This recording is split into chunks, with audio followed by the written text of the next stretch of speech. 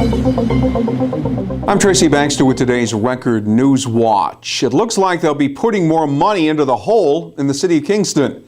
City engineer Ralph Swenson will ask a Common Council committee this evening to sign off on a plan to borrow $1.9 million for additional repairs to the sinkhole on Washington Avenue. Swenson said the money being requested this time is to be used to repair a broken sewer pipe that lies beneath the 100-year-old underground tunnel, which is the suspected cause of the sinkhole. If this latest borrowing is approved, it will bring the repair price tag up to around $4 million. Sinkhole has kept that section of Washington Avenue closed for more than a year.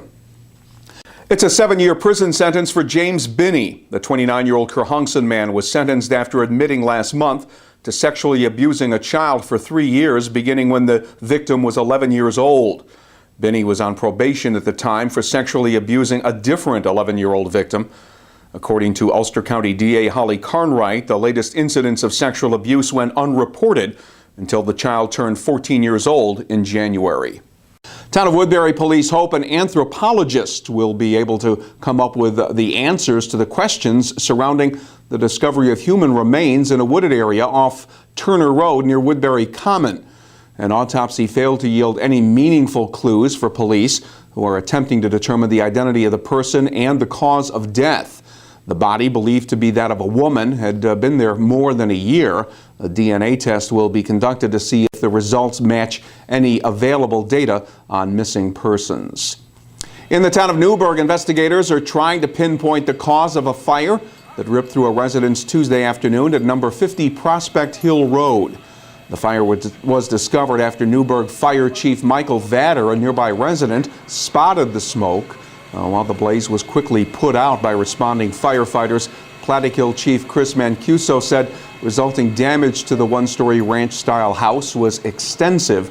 The displaced family of 3 adults and 2 children were getting help from the Red Cross. They came to the mall to go shopping for a job. People in search of employment opportunities came to the Crystal Run Galleria earlier today to speak to area employers during the annual Orange County Job Fair conducted by Orange Works, the county's employment and job training center. Robert Dana of Pine Bush was among those checking out what's out there. He's transitioning out of a 28-year military career at the Stewart Air Guard to what he hopes will be a job with a company offering employment opportunities in the operations or human resources fields. I think the job market right now is a tough one. I think it's very competitive, and I think it's really important that people take every opportunity to give themselves an advantage, and that's what I've tried to do, and I'm really hoping that'll help to work in my favor in this job search and help sustain my household when I retire. 66 companies sent representatives to the fair, and Orange Works Career Center Coordinator Marie Blair says recent employment numbers provide proof the job situation is improving. We have 25% more employers than we had last year, and the range of jobs that they have positions open for is wider, and they're more higher skilled jobs than normally. A lot of times they're recruiting for entry-level positions, but this year there's a very wide range of jobs, more technical skilled jobs. The difference is that employers are now hiring, so that shows that things are turning around and employers are now able to hire and have more positions to fill. Blair says the successful job applicants today will be the ones who researched the companies ahead of time, effectively summarized their skills, and made that positive first impression. It is far from a done deal, the proposed acquisition of CH Energy Group, the parent company of Central Hudson, to Canadian company Fortis. And with public opposition mounting, representatives of both companies attempted to make their case for the acquisition during a visit to the Times-Herald Record office in Middletown. CH Energy CEO Stephen Lance says allegations that Fortis would lay off workers and look to avoid state PSC regulations are not true. He says the deal would turn out to be a good one for utility customers. We feel it's really the only way to create the kind of secure future for Central Hudson in a way that maintains its identity and allows the pride of our organization to continue to shine through so that we can continue to do a great job for our customers. So that's why we felt it was the right thing to do. still feel very positive that it is the right thing to do.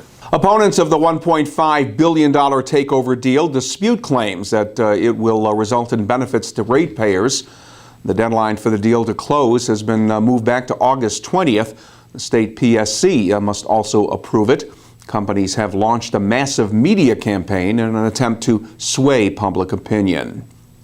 And Senator Charles Schumer says tens of thousands of upstate New York college students will see their student loan interest rates double unless Congress takes action. Schumer says interest rates on federally subsidized Stafford loans are due to jump as of July 1st, adding nearly $4,000 to a student's loan burden over the 10-year repayment period. Schumer's pushing legislation that would keep interest rates at 3.4% for 2 years, which he says will help keep college an affordable option for many prospective students.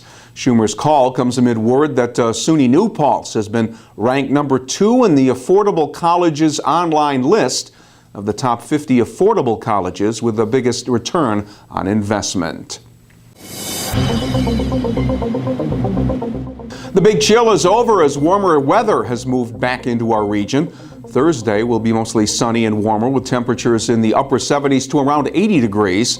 Pretty much the same story for Friday with the highs up around 80 under a mostly sunny sky. Make Record Online your source for news whenever and wherever it breaks, and get an edge on the day by starting it with the Times Herald Record. For Record Newswatch, I'm Tracy Baxter.